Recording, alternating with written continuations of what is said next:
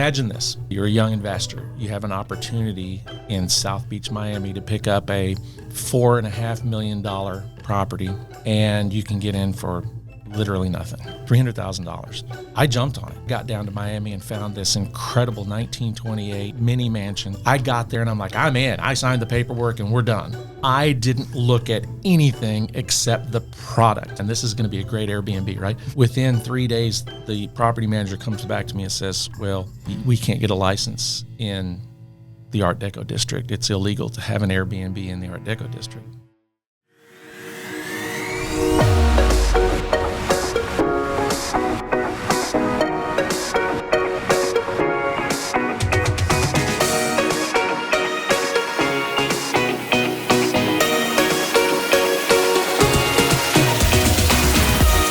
Welcome to the ATMA Podcast, where we give you the tips, tools, and strategies you need to be successful to build, launch, grow, and scale your business. My name is Bryan Acosta, and I am the CEO and co-founder of Advent Trinity Marketing Agency, aka ATMA, and I'll be your host today. Today, we have a very special guest joining us. His name is Clifton Norwine, who is a managing partner at Inquest Advisory Capital Partners. Clifton Norwine is a strategic business leader, entrepreneur, and capital advisor with over 30 years of experience across real estate, media, corporate enterprise, and municipal leadership. He has founded and exited multiple companies, advised Fortune 500 CEOs, led high-stakes communications, and today oversees more than $200 million in multifamily assets. He's an Emmy award-winning producer, a leadership tactician, and a seasoned investor who brings both heart and discipline to the world of real estate syndication. Clifton, welcome to the show. But before we begin the show, let's say thank you to our sponsors. Today's episode is sponsored by NuvoDesk Co-working, the home of Arlington's most accessible production-ready podcast studio. Whether you're launching your first show or leveling up your content game, NuvoDesk gives you a professional studio environment where you can walk in, hit record, and create. But NuvoDesk is more than just a podcast room. It's a fully equipped business hub with private offices, conference rooms, and workshop and event spaces designed to help you host, collaborate, and grow. If you're ready to elevate your brand, your business, or your voice, book your next recording or your next tour at nuvodesk.com. Create here, work here, build here. Today's episode is brought to you by Nuvio, the all-in-one business platform designed to help you build, manage, and scale with confidence. With Nuvio, you can build your own website in minutes, manage all of your leads and customers through a powerful CRM, and if you're in the restaurant industry, you can run your entire operations using Nuvio's modern point-of-sale system. Whether you're a startup, a service provider, or a full-scale restaurant, Nuvio gives you everything you need in one place. Simple, connected, and built to grow with you. Discover why entrepreneurs are switching to Nuvio. Visit Nuvio.com and run your entire business on one platform. Well, welcome back, everybody. Like I said, we have Clifton Norwine here with us, and he is an awesome person. When I was doing research on you and did your bio, man, you have such amazing biography, and you've done a lot. So I'm going to have you introduce yourself, Clifton. Tell us a little bit about yourself from you and not from, what I wrote for you. All right. Well, I've been around for a while. I'm 150 years old, so I've done a lot of stuff, but it's been a long and storied career. I've always been entrepreneurial minded. So as soon as I got out of the corporate world, I just, the brain just started going crazy. What can I do to generate income? And that led me down several different paths, creatively, entrepreneurially, so I tried a lot of different things. Awesome. Well, man, we're glad to have you on this podcast. When we first talked and chatted, like I said, this podcast, we're trying to give back to the business community, and just, educate on wisdom, right? And lifetime stories of truly what it looks like to build, launch, grow, and scale. And, we use build, launch, grow, scale here at our marketing firm. We teach people how to build assets, launch the campaigns, grow and nurture relationships, and scale. But build, launch, grow, scale can be a little different in all aspects. And so we want to talk about what build means to you. And when I was reading, you retired and then you you just went back and so tell me a little bit about what that looked like. You were like, hey, you know what? I'm just going to get out of retirement. Right. Yeah. So, long story short, after 20 years in the corporate world, the last 10 years with American Airlines, just to give you a background, my father was very corporate minded. He was a CEO of a company, and he always told me, get a good education, get a good job, everything will be okay.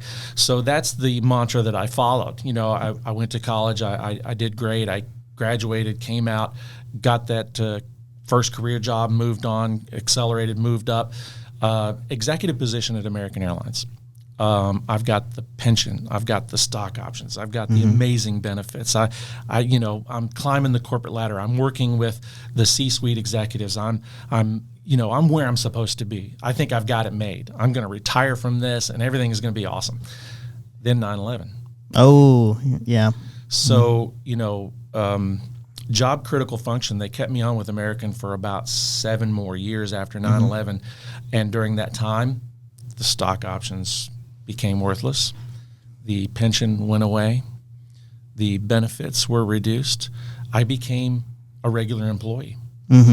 And so I found a way to exit that and realize that I can do what I was doing for American on my own and probably be better compensated for that. So I planned and scheduled to leave American Airlines. They didn't want me to leave. They asked me to hire and train my replacement, which I did. But I left American and I started my own production company, which eventually evolved into an ad agency here in Dallas. Did really well. Some of my clients were Frito-Lay, PepsiCo, fantastic client. Loved working with them. McAfee, Interstate Batteries. I had some Fortune 500 clients that kept me in really good business. Then I got in with the Dallas Mavericks and started doing a lot of sports stuff. And that kind of led to working with the Rangers, et cetera. Anyway, my business partner at the time bought me out. So I sold my company to him. Bingo, first company sold, had a nice chunk of cash. I'm like, I can retire on this. I can just invest this and sit back. So there I am at home, retired, twiddling the thumbs, watching reruns of I Love Lucy or whatever. And my wife walks in one day and she says, no. This doesn't work. Yeah. So I started brainstorming what can I do to really reinvigorate my career. And COVID happened. And during COVID, my wife and I sat and brainstormed. And she's been in real estate for 35 years in the management side. And now she owns and operates her own management company, which is fantastic. And but during COVID, I asked her, what are investors looking for? She said, investors need to understand their product. They need to understand what they're getting into, because a lot of investors just buy, they get into trouble financially, then they're out and they lose money. So we created a due diligence company, my third company. And so the idea was to do the proper due diligence for investors, pre-LOI, letter of intent, and post-LOI, so that they could understand and make changes to their contracts, to their lender options, to their underwriting, everything, and make sure they get into a product that they can profit from. So that was going really, really well. And then a couple of years after COVID, we started to realize that a lot of investors are just jumping in and they don't want to spend the money on due diligence. And so we kind of shifted, and I started becoming more of the investor rather than the pre-investment guy. Yeah. And that's when things really kind of changed for me. It's funny you say that, because what you're saying is very similar, even in real estate and business in general. And you said that realtors, they buy products that they don't really understand.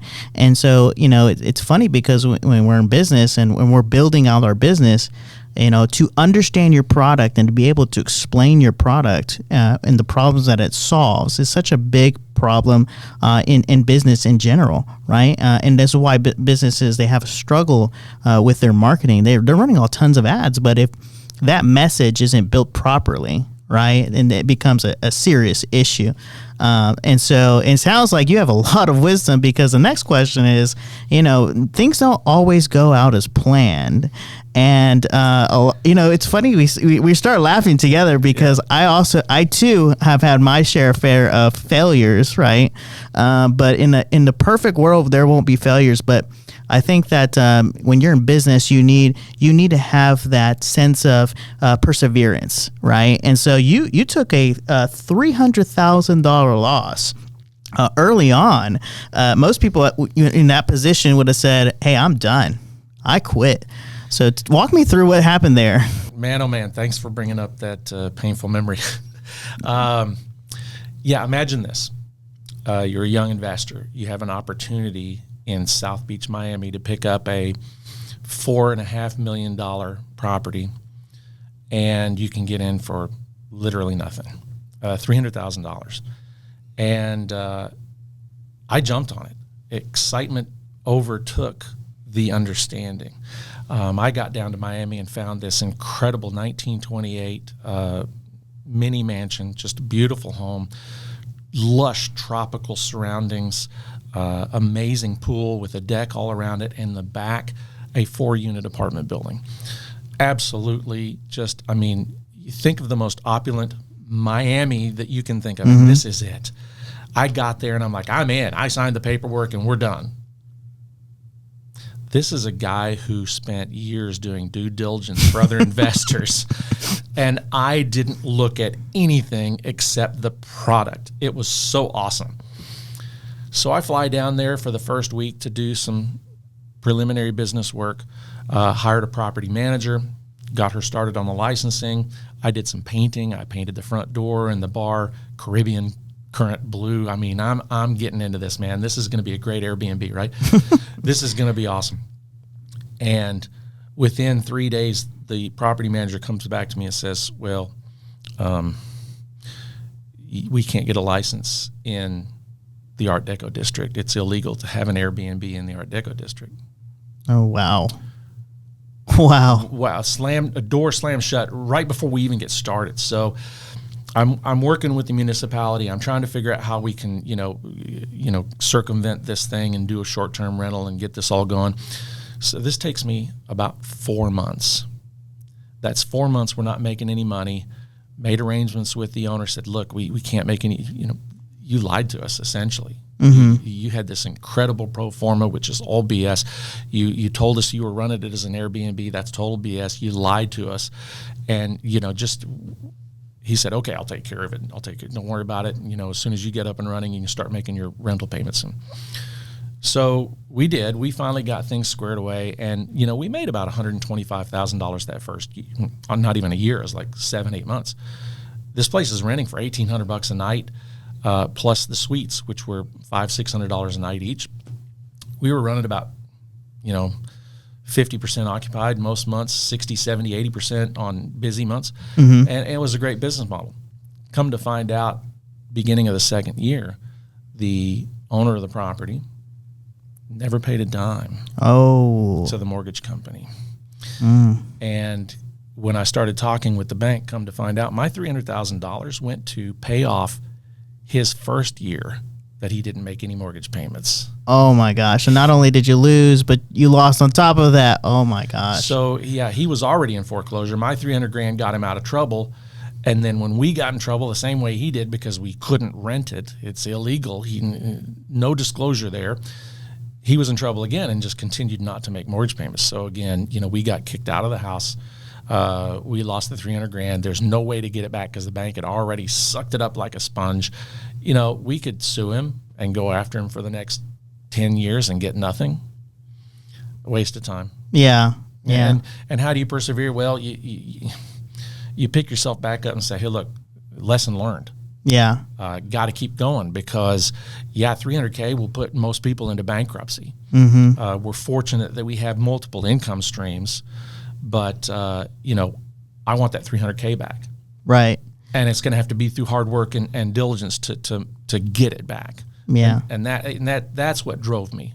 It's funny you say that because one of my mentors, he constantly tells me, when you know how to lose, you lose less. Right. And so you had to make a wise decision, be like, and I can go, like you said, you could go after the guy but is it really worth it? Or could you spend your energy and efforts, reproducing more, more fruitful things for your business? Right. That's the key. Absolutely. Yeah. So how did, and so going back, we go to real estate, but how did your years in media marketing and even coaching volleyball prepare you for the work you do today? Wow. So, years of being in media and marketing obviously prepared me for how to market myself, market products, talk to people, create a pathway or a funnel to bring people into your business. Marketing and media is all about that, and networking. Very important. Getting out and introducing yourself, finding an avatar. We talk about avatars in real estate, and not as in Avatar the movie, but we call our avatar our target audience, a very niche target audience. My avatar happens to be oil and gas workers, right? Oil and gas executives. These are guys who have lots of money. High net worth individuals. That's my avatar. So I go to the Petroleum Club once a month and I hobnob with these multi millionaires. And when they ask, what do I do? I'm like, I can help you save taxes by investing in commercial real estate. Yeah. They're like, what? What do you mean? What are you talking about? So, I just stop the conversation there, direct them to my funnel. They check it out. They read it. Next thing you know, they're calling me, hey, when's your next project? Which is great. So, but, being in those environments in marketing and media teach you these things about people and about how to talk to people and how to, generate revenue through bringing people into your system. Yeah, everything's about relationships at Absolutely. the end of the day. Yes. And some things that, I think that a lot of people forget that when they hire a marketing agency. We run into that a lot is that, they're like, well, think of our audience as B2C, B2B, B2G. Yep. But at the end of the day, we're all H to H, right? Human to human. We're dealing with humans, and we're all emotional creatures. Okay, and we all have we have different personalities, and the fact that you said avatar, we use the word persona, which is basically the same thing. Yep. But not every customer is a good customer. Correct. Right, and so I love it when I'm out networking and it's like, well, everybody's my customer. I said, no, they're not. There are certain customers you don't want. All right. I'm walking around out there asking people to drop $100,000 to $1 million into a deal. Yeah. Not everybody can do that. Right. Exactly. Yeah. There's only and not everybody's emotionally prepared to do that as well. Like, yes. You just lost 300. You had to take a $300,000 loss. What would happen if you had somebody do that, right? Are you mentally, spiritually, emotionally prepared to take failures? Because, and I think that we do this for all businesses, right? It's not just in marketing. It's not just in real estate. It's any business. If you're going to open a business, are you prepared for failure and to overcome failure? Absolutely. Yeah. You have to be prepared for it because it will happen. Yeah. We get into the next phase, right? It's just launch. So tell us, before we get into that though, for people who don't understand real estate syndication, what's the simplest way to describe what you actually do for the investor? So what I do for the investor is I help investors park their money in a tax-free environment. Okay. Essentially, anybody who's got that kind of money and they have idle money that's going to be taxed sitting around, they need a place to park that. Mm-hmm. So a lot of investors are looking for a way to avoid paying taxes on high net worth income and other income that they have. So we offer them a tax-free strategy. And I have a whole book about tax-free wealth, how to invest in real estate without paying a dime in taxes legally. Mm-hmm. But that's generally what we do for investors. And what a syndication is a group of professionals who have experience in the field who there's two kinds of investors: passive investors, which I just described, mm-hmm. and active investors. I'm an active investor. I actively work the deal. I find the deal. I underwrite the deal. I, negotiate the deal. I talk with lenders. I talk with brokers. I tour the deal. I do A to Z. I asset manage the deal. Passive investors, they just give us the money to help us secure the loan. We take care of the property, mm-hmm. and we just communicate with them once a month about what we're doing. And at the end of 3, 4, 5 years, once that asset has increased in value, we sell the asset. The investor makes a lot of money, transfer it back to where it came from, tax-free, if we do it correctly, and everybody's happy. Everybody likes tax free. I'm just saying right now, Well, Yep. when you start making money, you start really paying attention to what's tax free. Yes, yes. I have clients who they pay upwards of $750,000 to $1.5 million in taxes every year. Mm-hmm. And if they can park that money somewhere that's working for them and not pay taxes on it, and then they're actually gaining on that money as well, that's a bonus for everybody. Yeah. No, absolutely. And so, we go into what you said it before because, but you don't just want to see an investor just write a check, right? You want them to understand the deal, and this is so important when you're launching, into the market, because at the end of the day, as an investor, right, you're catapulting your business by purchasing product, okay, and then selling, either renting or selling it. And so, walk me through like, a little bit more in detail of why you don't just want them to write a check. It's great when an investor comes to you and says, "Hey, I got $1 million," and he scribbles out a check. That's fantastic. I'll never turn that down. However, an investor that has that kind of money is not just going to scribble out a check to some unknown guy. Yeah. So our job as a syndication is to not just come up with a decent deal. And most investors, they don't care about the deal. Mm-hmm. Because all deals have a 20% IRR with 10% cash on cash and a 2x equity multiple. These are all great numbers for investors, but there are thousands of deals out there and hundreds of syndications that are showing the same numbers to every investor out there. What the investors want is someone they trust. Right. They want to know the team. They want to know what your experience level is. They want to know who you are and what you can do for them aside from those numbers I just mentioned. So what we do is we not just network and talk to these people individually, but we also hold webinars where we go through sample deals and show them exactly how we approach each deal. And being a due diligence guy, man, my property tour, brokers hate me. Because I show up with a sewer camera and a drone and tactical equipment and infrared radar gun to check out the electric, and I go through the thing with a fine tooth comb and like, geez, who are you, man? Batman, So I walk the investors through this process so they know what they're getting into. They know where their money's going, and they know what group is handling their money. And when they trust you, they trust the process. So getting the owners or the investors to understand who the team is probably more important than the deal. And so we definitely want to make sure they know the team. That's awesome. It's funny you say you do webinars. We also do webinars ourselves. And I think that, people think webinars and they're like, oh man, they're just trying to sell. And really, honestly, we use it as a kind of like an interview process. Yes. Right. Yeah. And so you can't just hire a marketing firm. You can't just hire anybody. You have to do your due diligence. Is this person actual legit? Yes. Right. And so I think a lot of people, when they're hiring team members or service-based providers, they forget that. They're just like, because they obviously their eye is on the problem. They have a problem, which is either they have too much money and they need something to do tax free, or they need to generate leads or do brand awareness and grow their business, or anything financial or what have you. But you have to do due diligence of who's on your team. Yes. Right. I always tell people is that your network equals your net worth. Who's on your team? That's your network. Yes. Right. And if they're not working, your net worth is about to go plunder down. Right. Yep. And so it's funny because this leads into our next phase, which is the grow phase, which in the grow phase, people think growing, they think of, hey, we're going to grow business, revenue's going to go up, which is what we all want. But for us, we see this as nurturing, as nurturing those relationships, growing those relationships, and most importantly, being consistent. Because a lot of people are inconsistent, right? Yes. They think that it's a fly-by-day, you're going to make the get-rich-quick philosophy, right? And so you've said consistency is everything in syndication.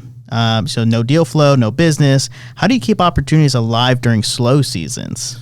Wow. So, yes, in real estate, essentially, especially in the multifamily arena, there really aren't any slow seasons. It's always busy. People got to have a place to live. Right. Even in a bad economy, when people are moving out of houses, where are they going? They're going to apartment complexes. Yeah. Apartment complexes tend to be recession-free. They tend to be, constantly moving, constantly growing, constantly improving in value. So, but yeah, there are slow seasons. For example, here we are at the end of the fourth quarter. Everybody who's not in a closed deal right now, working on lenders, are not closing anything before the end of the year. So give it up. Everybody has just kind of come to a grinding stop. First quarter should pick up again because of the big, beautiful bill. Everybody wants to jump on that 100% depreciation, get in on cost segregation, and really take some tax write-offs right at the beginning of the year. So we expect to be very, very busy at the beginning of the year. We can't be busy unless we're doing our due diligence right now and filling our pipeline with good deals. I've got like 5 or 6 right now. I'm going on a tour as soon as I'm done here. And there's 4 properties I'm going to look at today. So, I'm filling the pipeline so we can start underwriting. I'm going to be underwriting on Thanksgiving. So, I'm constantly busy. And that consistency, staying involved. I've been on syndication teams where we start off hot and we get a whole pipeline of deals. They say out of every 100 LOIs you write, you close maybe 1 deal. So, you're constantly moving and working that. And I've been with teams, you go through that process for 3 or 4 months, and then the next thing you know, that they don't communicate as much, or they're just not as involved. And I'm out there just doing everything by myself going, hey, where are you guys? As a GP team, you all need to be committed. You all need to stay involved and consistently working on developing your pipeline and making sure that you put enough out there so that you're closing deals. And sometimes that's hard to come by. You go through several teams, you finally find a team that works well. Oh, yeah. And so we have horror stories of our customers or finding the right team.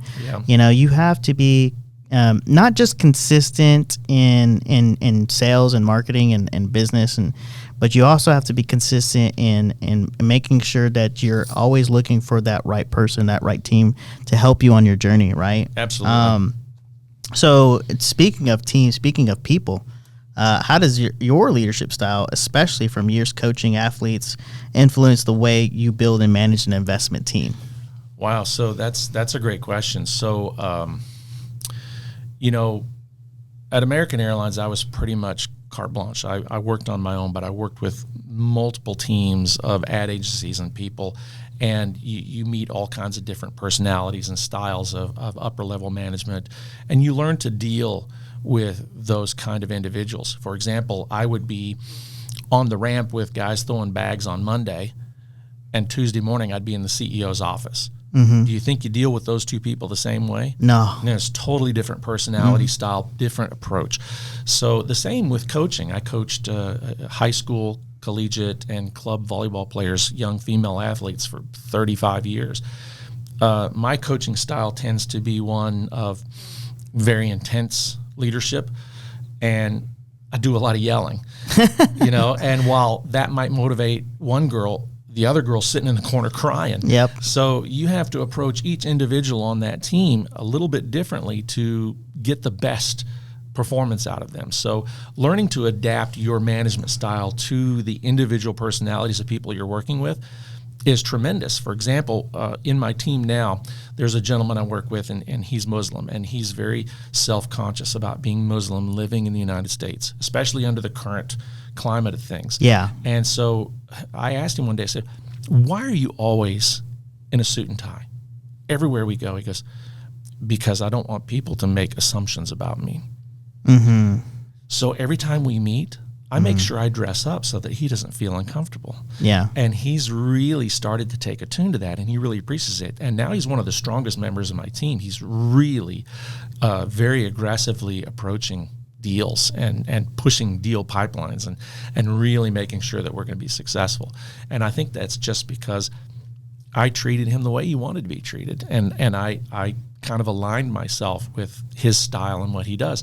So we went to Starbucks to meet just to brainstorm a little bit, and he shows up in a suit and tie, and I'm sitting there in a nice jacket and tie and boots, and he's like, thanks, man.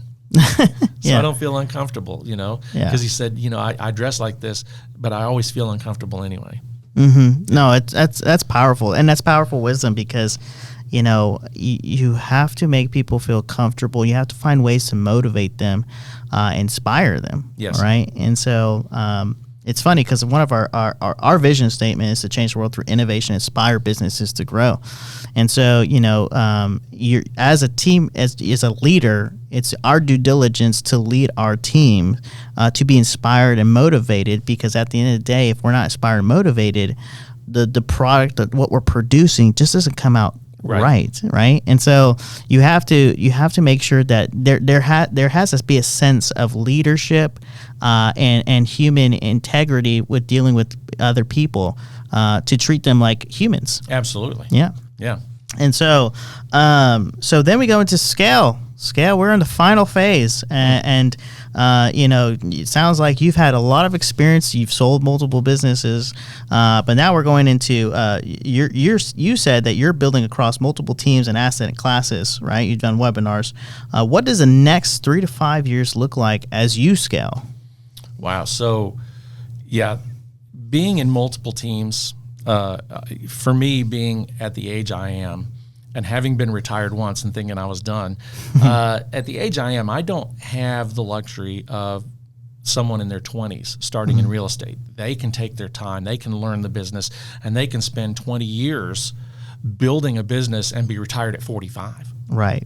I mean, and not just retired a little bit. I'm talking $5 million cash in the bank, liquid, ready to go. These people are retired at 45. I don't have the luxury of 20 years. I want to be retired at 70 so I can enjoy the rest of what I have left. So I'm going to have to scale quickly.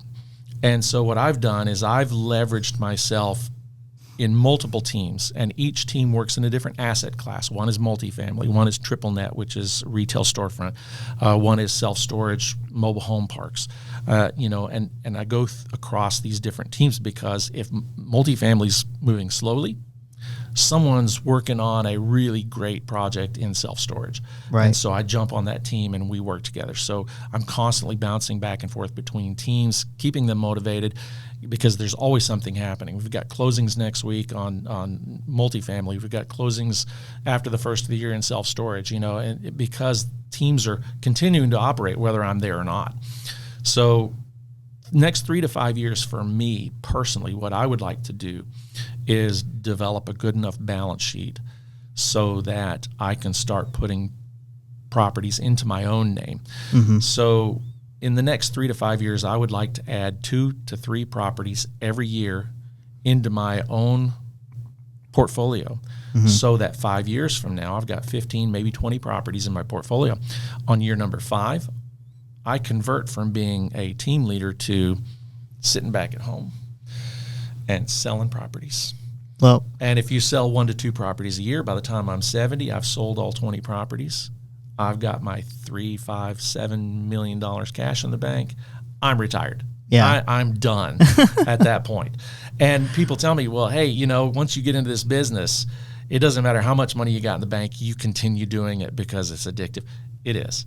And I can see myself even at 70, 75, continuing to do real estate in a maybe not as hectic as I'm doing now, but I think I'll probably continue to do it forever. Yeah. That's funny you say that, because I was literally about to say that. I said, but you've already retired once, and then yeah, right. Yeah. So and I talked to a lot of people that when they do retire, they say you never really truly retire. Right. When you're retired, you're really at that moment working, but you're working to give back, right? Agreed. And so I think that, and to me, that's a philosophy I'm going to keep. I'm still young, but when I get there, it's how do I give back, right? How do I give back to the community? How do I give back to people, right? So they can continue growing and prospering even when we're not here, right? Yeah. And so, well, Clifton, thank you for jumping on this podcast. Man, you had such a wonderful story, some great advice. And I know our communities listen out there, and they're thankful, that you if you've felt like, man, I failed and I'm not doing things right, just keep going, right? Yep. And you've got to keep going, learn from your mistakes, and at the end of the day, persevere. Because if you practice perseverance, I promise you'll be fruitful, right? Without a doubt. And so thanks, Clifton. And then thank you, everybody. Once again, my name is Bryan Acosta, CEO, co-founder of Advent Trinity Marketing Agency. Thank you for joining us on the Market It with ATMA podcast. We will see you guys next time.